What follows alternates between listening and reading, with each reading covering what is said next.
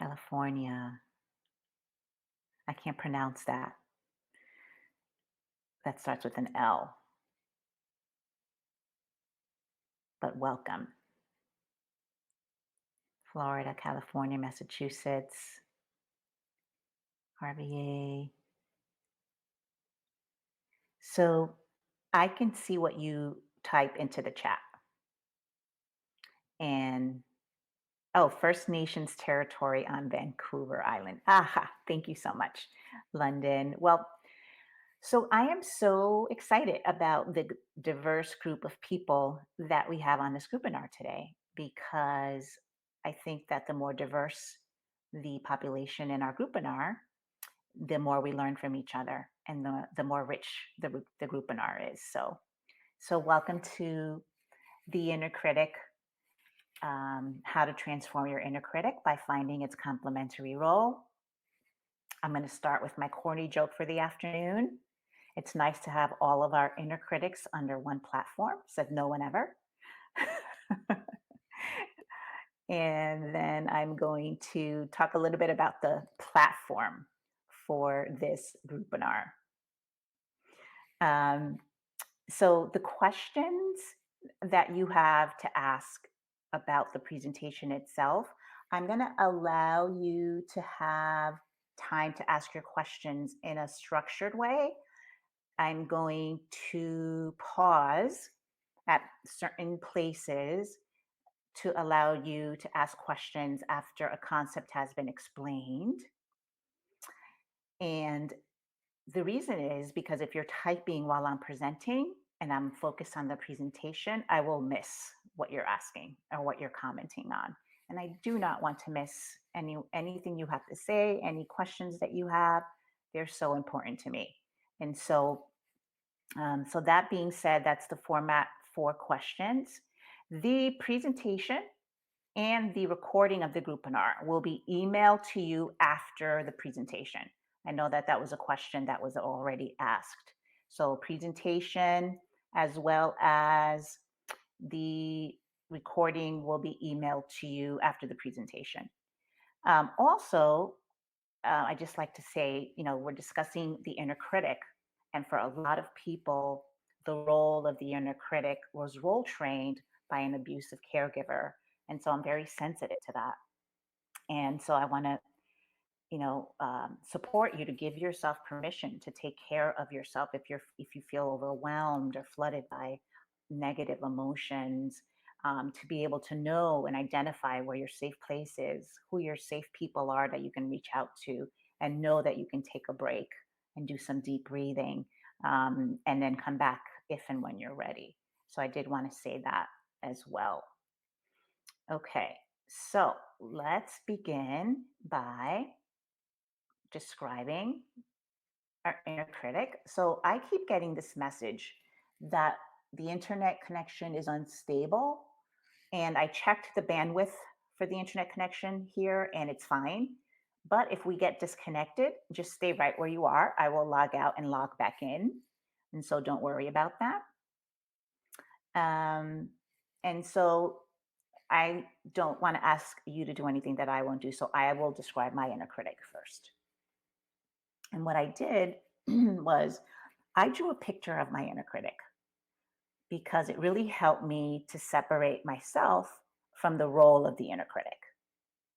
And before I learned role theory, I thought the inner critic was defined me as and defined myself. I thought I had to do and be what the inner critic said, and that the inner critic was my truth. And now having learned role theory and understanding it, I understand that it's one role, but it's not myself. It doesn't define myself. And so drawing a picture of it helped me to separate myself.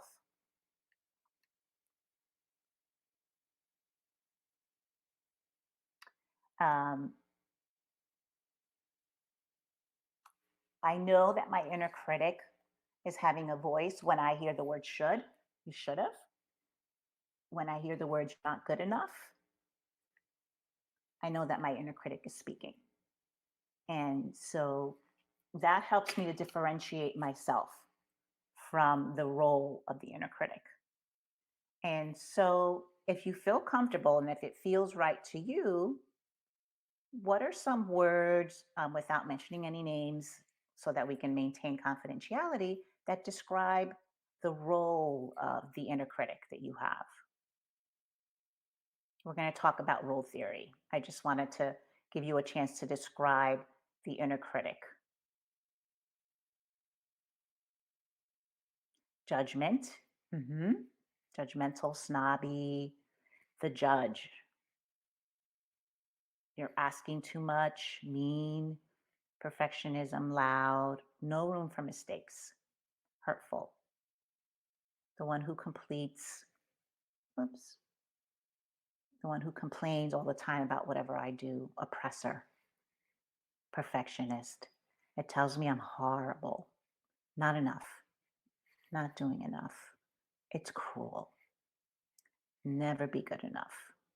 Guilt, shame, controlling, second guessing everything, awkward, overbearing, failure, not good enough, oppressor, loser, nothing's ever good enough, a labeler, disappointed in me, worthless, that I should hide, sabotager, standing for people who raised me, finds failure even among lots of victories, makes my heart heavy, indecisive, takes away all of my accomplishments, makes me doubt myself, a third wheel.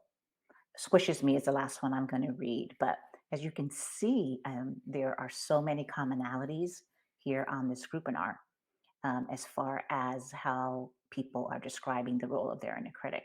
I keep using the word role, and I think it's important for me to define role and role theory, because my hope is that this groupinar will empower you to view the inner critic as a role, just a role, that can be transformed. And because it is a role, and that by viewing it through role theory, that you become empowered to interact and have inner dialogue with the inner critic, as opposed to being afraid of the inner critic, or as opposed to listening and believing that what the inner critic says. I cannot see or hear the video.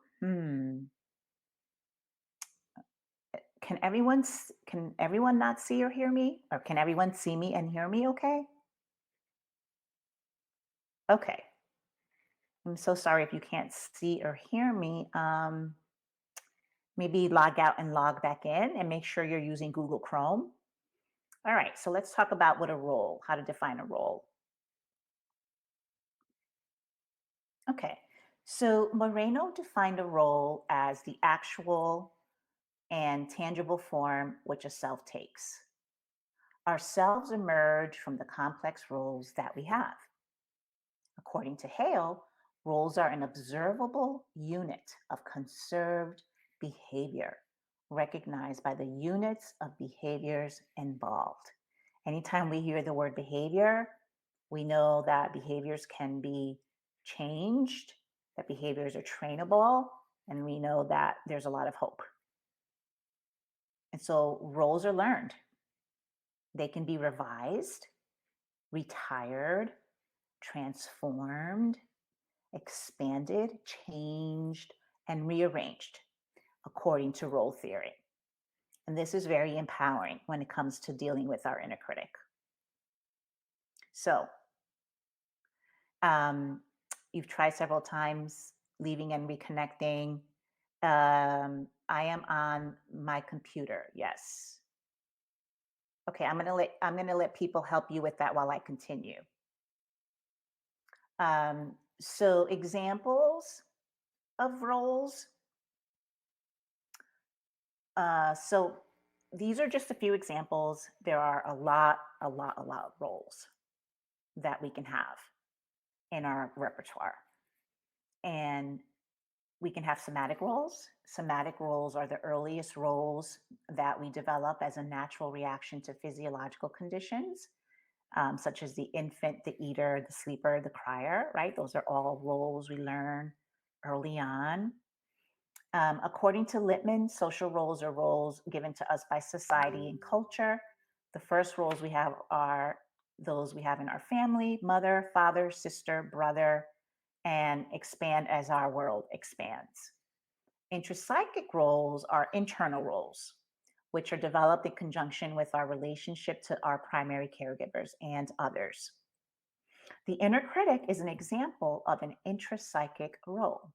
It is the internal critical part of ourselves. Notice the word part. That's really important.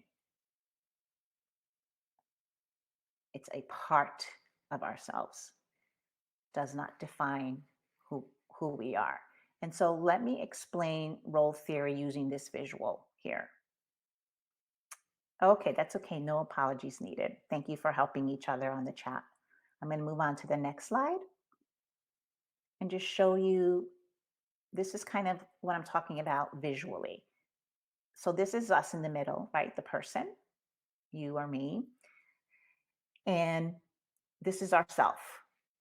So our self emerges out of the complexity of all of these roles that we have: societal roles, cultural roles, situational roles, gender roles, biological roles. And there are a lot more categories of roles.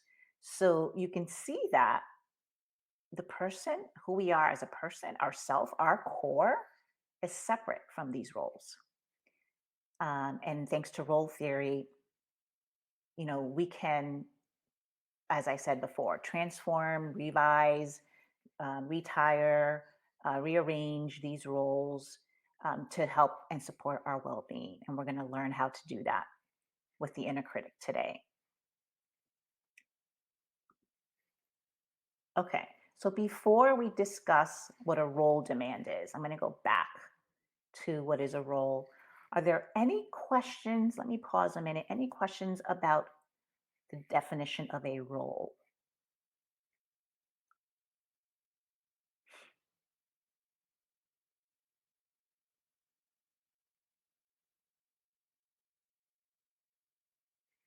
So your inner child is a role. Yep, that would be an intrapsychic role. Great, another great example.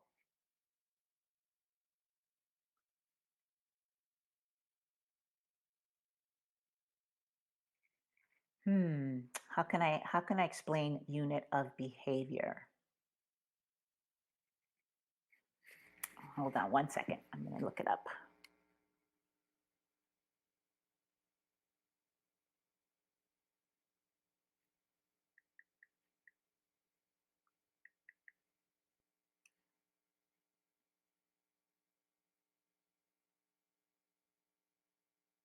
Okay, so it's an individual component of a larger or more complex whole. So it's an individual component of a role. Can have multiple roles, absolutely. And what we're going to learn is that the more roles that we have, the wider our role repertoire, the better supported our mental health will be. And I'll explain that. I don't mean that we have to do a lot of things at once. I just mean that it's really helpful to our mental health to have access to as many different roles as we can possibly have, because those roles, all of those different roles, help us to access our voice better and help us to access different forms of our voice that are healthy and supportive. This is pertaining to ourselves, right? We're talking about our roles. So, under role theory, the self emerges from all of the roles. And so, no single role defines the self. So, the self is sort of at the core. Right. So, being a mom is a social role.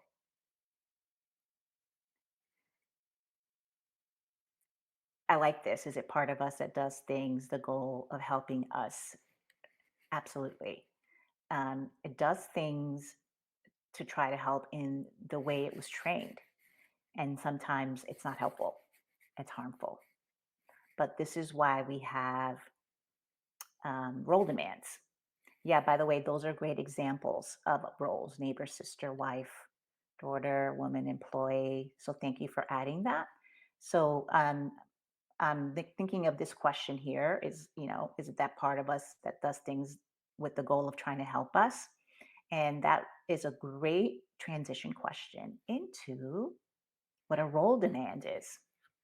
So, according to Engram, a person who behaves in a given role creates a demand for the reciprocal.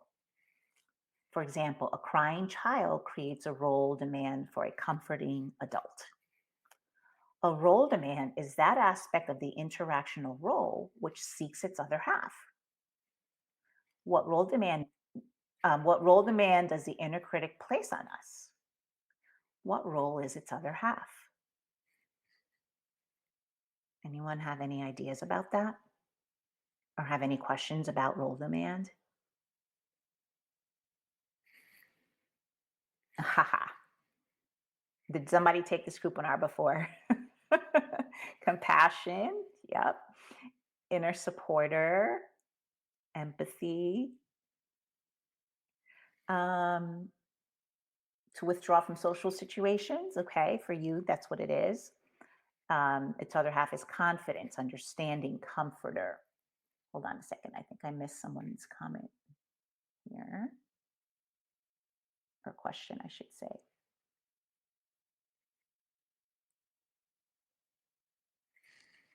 Can you learn a role as a survival coping mechanism? Yes, absolutely. And we're going to go through the stages of role training to show you how to do that. So, a self that is willing to change and see our capability to do so, self love, love, caregiver. Would parentification apply here as being the inner critic's other or better half or other half? Um, it depends on what you mean by parentification. If you're talking about parenting yourself in a healthy way, yes, I agree. I agree with that. Appreciation, inner critic demands action and perfection. Um, the inner critic is the voice of the inner critic demands action and perfection, but what demand does the inner critic place on us, and what role is its better half? Does the inner critic create a role demand for an ashamed, shrunken child or something? I don't think I understand. Okay, so let me explain it better then, since you don't understand. Um, so let's go back to, okay. So, what role is the inner critic's better half? I found this cute cartoon to try to help us to visualize what I'm talking about. It says angel and devil, just two sides of the same coin. And I don't mean this in a religious way at all. I just mean this in a metaphorical way.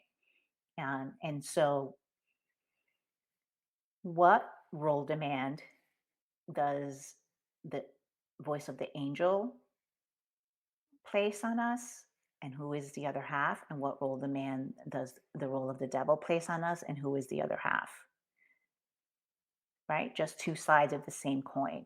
A lot of people are saying compassion, empathy, caring, self approval, and all of these things are the other role that the inner critic demands to be helpful. So I think that's the language I need to use better, is that this role demand that the inner critic is making is a role demand that is trying to make it function better for you. And because no single role operates alone and on its own, every role has a reciprocal role that works with it. So, all right. So, yes, the other side of the coin. Yes. Great. So, let me show you another visual here.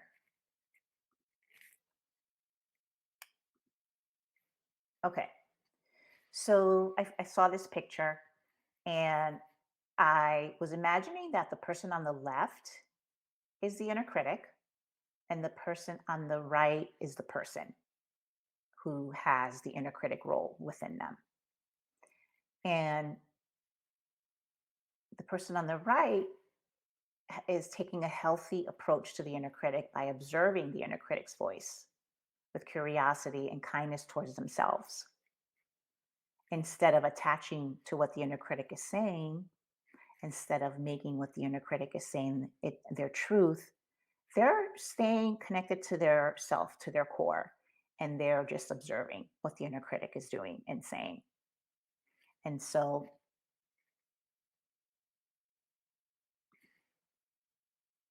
oops. So that visual is the example that I wanted to give to show the way that the inner critic demands the other half. So here, what do you think would help the inner critic here to help this person? Because the inner critic's voice is so harsh.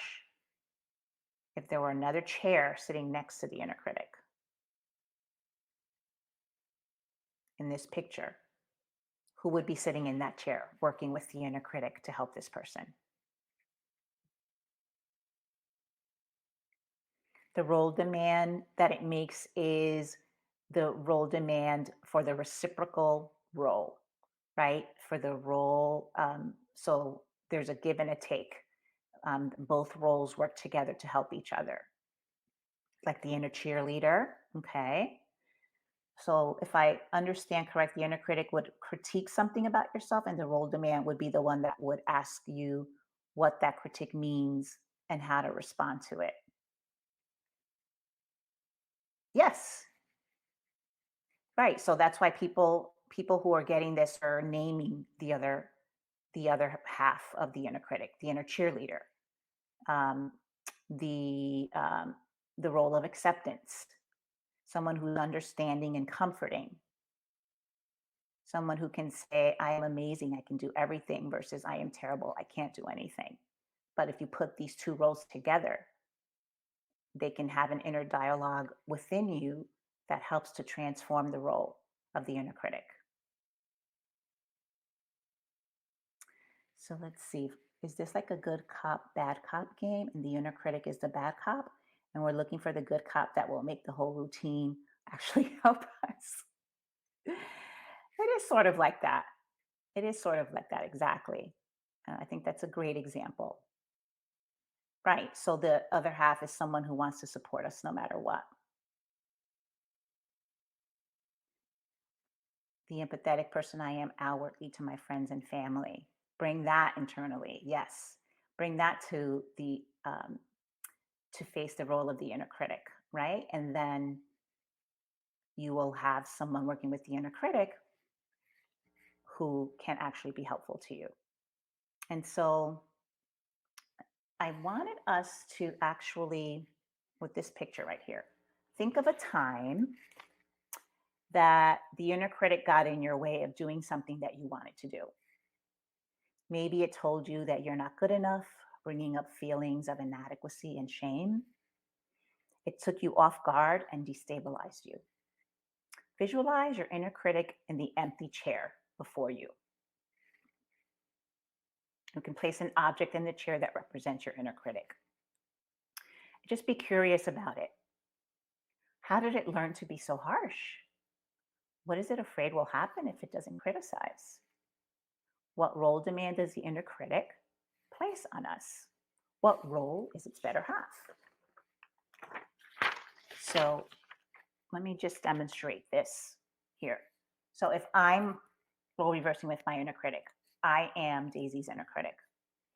And I protect her by providing her with anticipatory criticism that others might give her, which could lead her to feel a sense of failure and low self worth. And so I help her to learn from her mistakes and help her to prepare for others' criticism. And so she's always on guard. And I do this in a harsh way because that is how I was trained. I was trained in a very harsh environment. So I use very harsh words. Okay. So um, that is the voice of my inner critic speaking. So what I'm hearing is, I'm going back to the chats. The issue is not having an inner critic, it's that my inner critic is only speaking negatively. I have the ability to grow and develop my inner critic to learn positive vocabulary. Exactly. That is really, really well said. Excellent. I'm going to just read that again because it's such a great comment. What I'm hearing is the issue is not having an inner critic. It's that my inner critic is only speaking negatively. I have the ability to grow and develop my inner critic to learn positive vocabulary. Right. And the way we do that is by finding its complementary role and having them dialogue together with each other. I have been challenging my negative thoughts, and this is what it feels like in my head. I'm too stupid. No, I'm not stupid. It was just an error. Okay, beautiful examples coming up here. So I see I'm so stupid coming from the role of the inner critic. And then I see I'm not stupid. It was just an error coming from the other half, the complementary role. It sounds like the role of compassion or the role of the comforter, the role of kindness. That is an excellent example. And yeah, it's a big open wound that the inner critic is trained at times from the ways that we've been wounded, the language that's been passed on to us about who we are, um, by someone who didn't accurately mirror us, but mirrored us negatively in a negative way. So I just want to see if anyone tried role reversing with their inner critic and kind of what insight they came up with. So, what insight did you gain from your inner critic? How does it need to be transformed to better help you? The inner critic does not define you, it is a part of your role repertoire. Inner critic tries to protect, but also the worry is if I'm not critical to myself, I'll become bad or not know I'm being a bad person. That's excellent insight. My inner critic is always disappointed no matter how hard I try. But what if there's something truth in what your inner critic is saying? I'm saying that the inner critic is going about it in a harmful way and that it needs its complementary role to be helpful and give you feedback that is helpful to you. And so the inner critic is usually very critical. And so what it's saying needs to be integrated with the other half, the complementary role, so that it can be your truth, so that you can make it your truth. So the inner critic is trying to help us. It's just afraid, perhaps. So the complementary role is the soother. Yes, the reassure that I'm safe and okay. Right. And this sort of happens in our minds. This inner dialogue that we have in our minds, and some of us have the inner critic has been role trained very well, and a lot of us, but not the complementary role. So we have to work at role training ourselves to have the complementary role. This is why let it go doesn't always work and needs to pass through us. We need to understand it before we can bid it adieu. Great comment. So basically, you have to unlearn the harsh way of pushing yourself towards improvement and goals. Yeah, basically, you have to transform the voice of the inner critic by giving it the complementary role to help it to help you. Don't understand where my inner critic came from. My parents did not talk to me the way I do. Sometimes it doesn't come from our parents. It just comes from, society, the environment that we live in. We live in a critical society. We live in society where people are glorified only to be put down by the media. And so it really doesn't have to come from parents. Sometimes too at school, when we are in school or at work, we're in a critical environment, and that role trains the inner critic.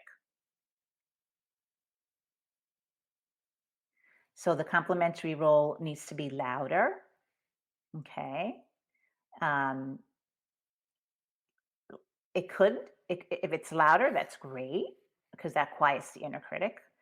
If it's an equal to the inner critic, then that's okay too, because you get a balanced message. You get a message that includes both positive and negative.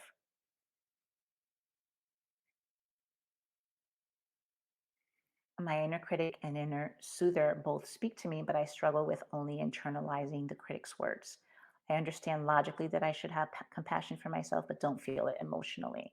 Right? That's a great, great, great comment for us to transition into the role of compassion, because I want to spend as much time on the role of compassion as we do on the role of the inner critic. Thank you, everyone, for these other um,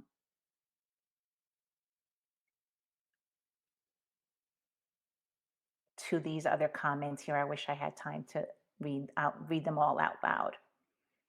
We're going to move on because I see that we have half of our time is over, and oops. So this is a question that we can ask ourselves: what if it is really just trying to help us in the way that it knows how, in the only way that it was role trained to do it? And what if it's just trying to do its best, but it only knows how to be critical? And so, kind of think about what I'm trying to say about role theory and IFS. It's similar to IFS. There's a difference. I'll explain the difference. According to Schwartz, there are no bad roles. Our roles can sometimes be disruptive or harmful, but once they've unburdened, they return to their essential goodness.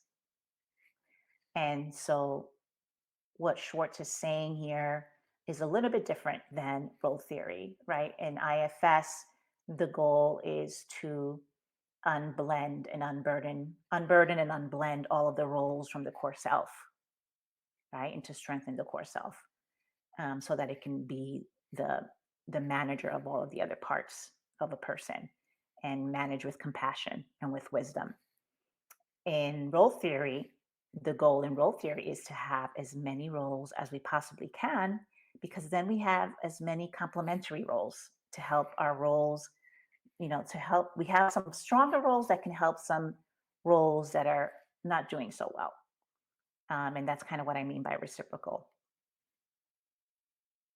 And I also just wanted to explain that I just want to mirror this back, because a lot of you have said this already, that the role of the inner critic is useful when it joins forces with the role of compassion. Okay. When we talk about the role repertoire that I was mentioning before, according to Engram, the total of roles in which a person can interact is called a role repertoire. It is from these roles that the personality and self develops.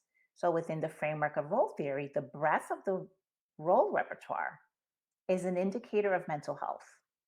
The more roles we have in our repertoire, the better our well being, because the more ways we have to find our voice in ways that help us. So, I just want to give you an image here to help you to kind of, yes, IFS is internal family systems. Let me just give you this image, and then I'm going to turn back to questions, and then we're going to take some time to role reverse with the role of inner compassion, because I think that a lot of people are struggling with role training themselves to be compassionate to themselves. We're going to discuss strategies. We're going to discuss the stages of that. But take a look at this image.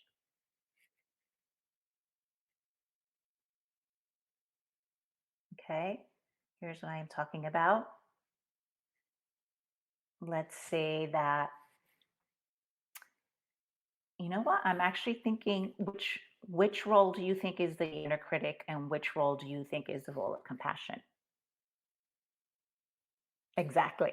I'm saying more voices in our head is a good thing. So you're saying compassion is red, inner critic is red. Okay. Yeah, it could be either way, right? We can be interpret this either that um, the red cartoon is the inner critic and it's leaning on compassion for help, or we can interpret this as the red cartoon is compassion and it has its arm around the inner critic, trying to support it and just kind of talking to it and, you know, really trying to uh, quiet it down and help it to be more helpful to us. So we both think they're red. Okay. And so let me talk a little bit about how we role train to have a new role and then ask for questions. Then let's role reverse with our inner compassion. And I'm excited to show you my picture of my inner compassion that I drew. Okay, so there are three steps to role training ourselves to have a new role: role taking, role playing, role creating. When we role take, we take on the role behaviorally and we allow it to land within us. Okay. When we've done that enough times, we continue practicing, letting that role land within us. We start to role play, excuse me, and we imitate the behavioral features of the role as if you're acting it out dramatically. And sometimes it feels disingenuous or it feels like we have imposter syndrome when we're acting it out. It feels like we're faking it till we make it. But that's what happens when we role play a new role. So that the more we practice it, the more we role play it to ourselves, to others, receive it from others, the more we role create and can make the role our own and can really integrate the role into our role repertoire. And so, does anyone have any questions about the stages to role training ourselves to have a new role?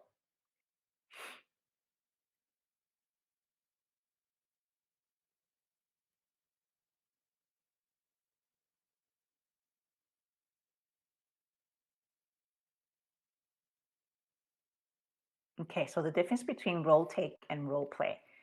When you role take, you just allow the role to land behaviorally within you. You take on the role. So you make the decision, okay, I'm going to take on the role of compassion. Okay, I'm just letting that land for a minute with me. When you role play, you act it out behaviorally. And so you engage in something compassionate. You tell someone, that they're inspiring or that they're going to be okay and that they're only human. You start to act it out. And as you act it out, it becomes ingrained in you and it becomes a role that you make your own.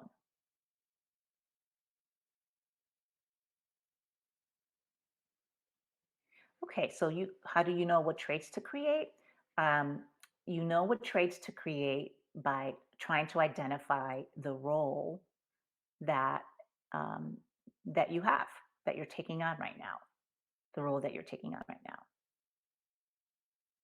So sometimes the inner critic can dictate the feeling of imposter syndrome. Yeah, absolutely. Sometimes it can make us feel like an imposter or communicate that to us. But what if we don't feel like we deserve to be compassionate? What if you don't feel like you deserve to be compassionate? Or do you mean what if we don't feel like we deserve compassion? Can it be helpful to identify and observe someone else who displays your desired role? Yes. It's and that's one of the ways that we learn roles is by observing others who are engaged in that role. So to be able to allow ourselves to be around compassionate people. And there are other ways as well. But first, what was one thing that was really helpful to me and in creating my role of inner compassion was that I drew it. I drew it as a separate entity from me. And I wrote down what I hear when the inner compassion in me is activated. So this is a picture of my inner compassion. And the voice says, it's okay, try again. You're only human. And so by drawing it, I was able to take it on and let it land within me. By role playing it, I'm able to act it out behaviorally. For example, it is okay that some of us are confused right now about how to transform the inner critic by finding its complementary role. That is okay. I am hoping to clarify things before we end today so that you will find role theory to be helpful and be able to use it to transform your inner critic.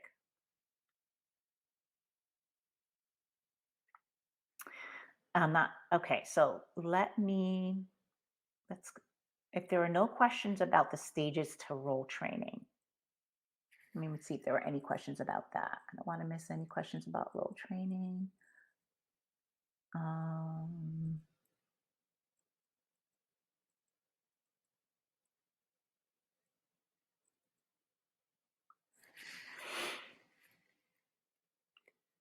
okay, so compassion towards ourselves. So is the question, what if it feels like we don't deserve compassion? Because that's true. Sometimes the inner critic tells us we don't deserve compassion. And that gives us even more of a reason to create the role of compassion and to call on our compassion.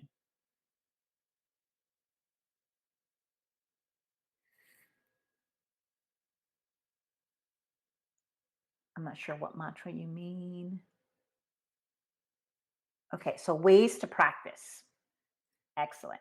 So let's use some strategies and practice role training the role of compassion for ourselves. And so we I'm going to go through these stages. I'm just going to move my mic to the back because sometimes people who have earphones, when I tap on myself, it really is uncomfortable for them. So can you hear me while the mic is behind me? Okay, good. Excellent. All right, so I'm going to take the role of compassion, letting the role of compassion land within me. And the way I'm going to do that is I'm going to use my body work to create compassion. So I'm going to rub my hands together. I'm going to speak a little louder. Let me know if you can't hear me. Rub my hands together and create compassion between my hands. And I'm going to caress my hands with compassion. Then I'm going to take the warmth from my hands and imagine that it's compassion. I'm going to bring it and place it on my heart. And I'm going to picture that I'm giving my heart a hug.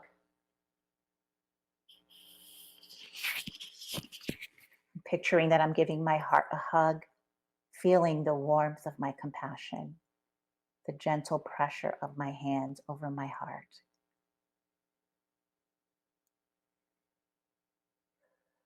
I'm going to add some breath work so that I can really role play compassion.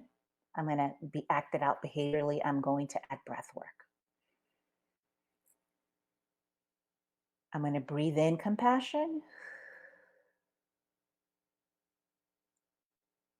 I'm going to breathe out compassion. I'm going to breathe in forgiveness. I'm going to breathe out forgiveness.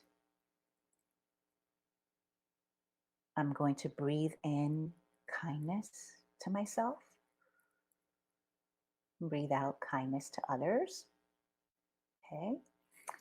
Then I'm going to make the role my own. I'm going to role create. For this, I have to put the mic behind me again because I'm going to do some body tapping here. It's called EFT. And I'm going to role create the role of compassion. I am lovable. I am valuable. I am good enough. I am perfect just the way I am.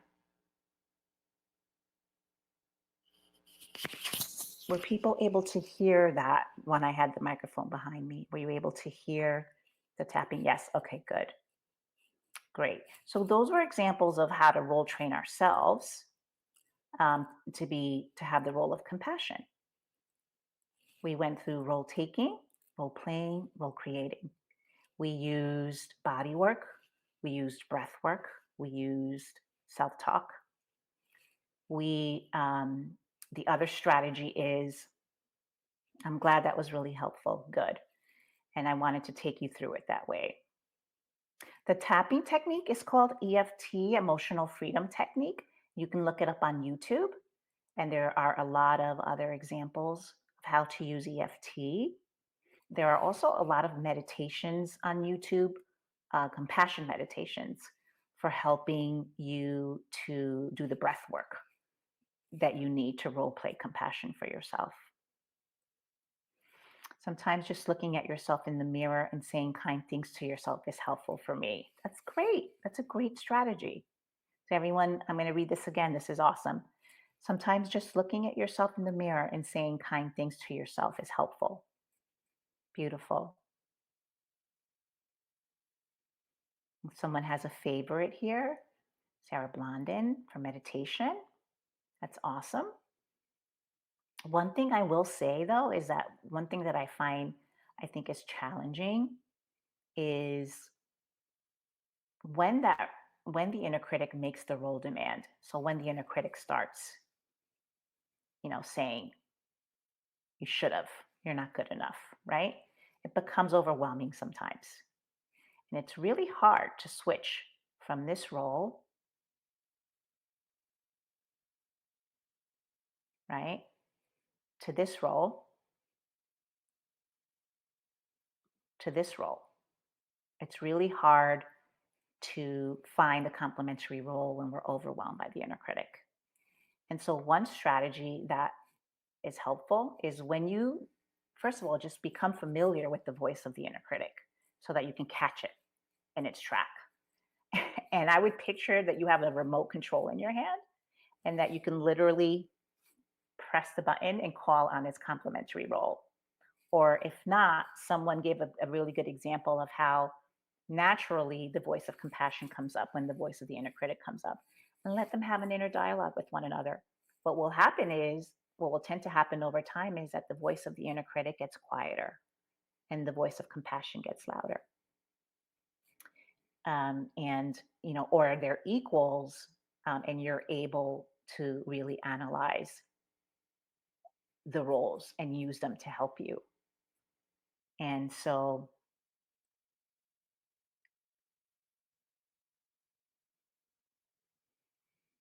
I'm so glad when you that you find that uplifting when you can. Another thing I was going to suggest is if you have sticky notes or post-it notes, or maybe like a whiteboard, someplace where you look at every day, like let's say the bathroom mirror or the bathroom door, that I would put compassionate messages there to yourself and read them every morning when you wake up. Messages such as, I am deserving of kindness. I am lovable. I am valuable. I am perfect just the way I am. And go ahead and read those every day so that you can begin to role play the role of compassion. And allow it to become internalized into your role repertoire and make it your own. So we have 10 minutes left, and I'm going to take questions about anything that you want to ask to help you to transform your inner critic by using its complementary role, or anything that I need to clarify. I try to let my inner critic voice her thoughts. Then I challenge it by understanding where she's coming from, and compassion comes through, and I'm able to feel better. So this is awesome. This is someone who has uh, in their role repertoire both the role of the inner critic and the role of compassion. That's excellent. Do you have recommendations for how to keep the complementary role to the inner critic under control so that we don't become egotistical? So I would say if the role is the role of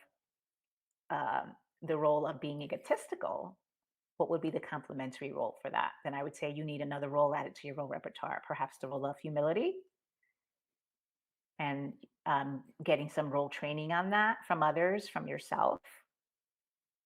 Nervous question. That's okay. My inner critic is disassociated from me. It's a TV viewing audience watching the show of me. I heard that it's common for victims of abuse, but how do I reconnect with my inner critic? This is really good insight that you have, and awareness about the inner critic being disconnected from you and sort of feeling that fragmentation. I think that for people who have been victims of abuse, this is really normal, a normal coping mechanism that happens. It's just that it becomes, we start to outgrow it, and it becomes not very useful in current situations. And so doing things to connect to your body, such as yoga, meditation, breath work, and or things like tai chi, anything that requires you connecting movement to your feelings, to your mind, connecting your mind to your body, to your soul, all of that in addition to therapy, and really telling your story fully, and integrating emotions into it, and then integrating all of the roles into your stories that are being witnessed in therapy. All of that can help you to get reconnected, and really, to integrate your feelings in therapy, and to hold those feelings that are connected to your story along with a professional therapist is going to help you over time. Thank you for asking that, and for having the courage to ask that, and for the bravery to share that with us. So I've struggled a lot with an outer critic. Okay. Not sure what you mean by outer critic. How do I stop myself from anger and frustration from that outer critic? So sometimes we have to calm ourselves down before we can call on the complementary role. And if we're angry and frustrated, at the critic role, the role of the critic, then we need to self regulate, right? We need to go for a walk, or we need to do deep breathing, or we need to meditate, or do some yoga, or some Tai Chi, or listen to music, and sort of really regulate ourselves. And that way, we can be more objective. We can think through kind of the steps that we need to take, and how to find the complementary role, and engage the complementary role in an inner dialogue with the inner critic role, so that the roles can both help you.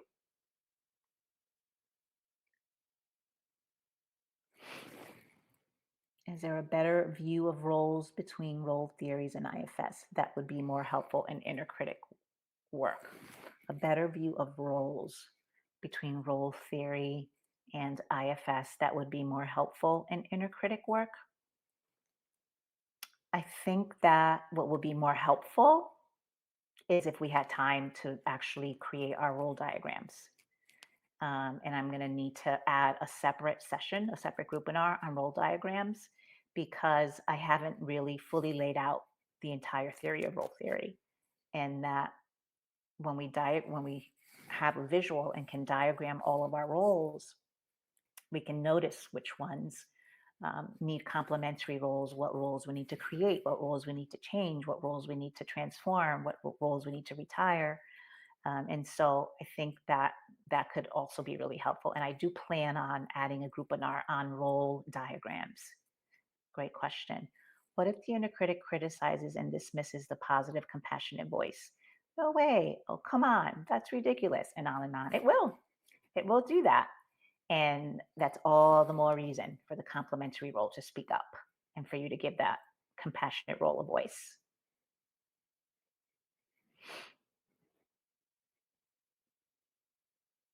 Okay, let's see. What's the role command of taking everything personal? Not sure. Do you mean role demand? What's the role demand of taking everything personal? Um, Maybe it's the role of sensitivity, and maybe the role of sensitivity needs a complementary role, such as confidence, or maybe it needs the role of um, inner strength. I'm not sure which one of those sounds better for you. You're so welcome. Okay. So looking at the time, 3 minutes. Let me take one or two more questions and or comments. To clarify, I'm critical of other people. I have judgmental thoughts, and I don't like the way I react to others. It has been especially hard with the pandemic. Thank you so much for sharing that, because we can use the same techniques and just changing the language to help us to find the complementary role for the outer critic. So instead of saying, that I am lovable, I am valuable, to be able to say others are doing the best they can, others are valuable, others deserve the role of compassion, um, and so forth. To use those comments, or the voice of the inner compassion, but just turn the language toward other people.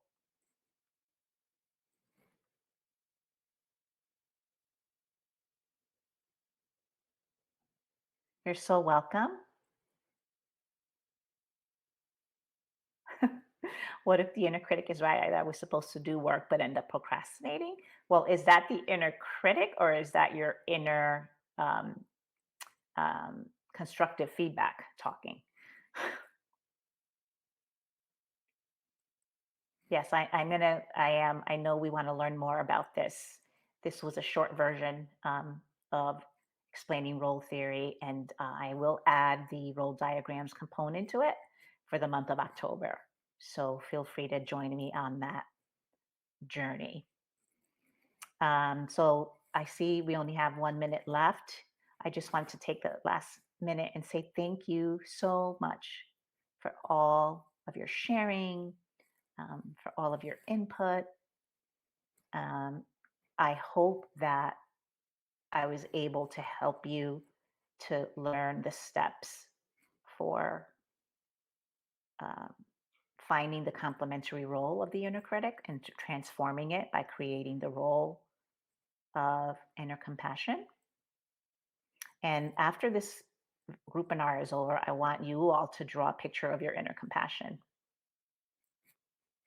Um, you don't have to use a heart nose, but it would be great if you could draw a picture of the inner compassion for yourself. Thank you so much, everyone. Have a great day.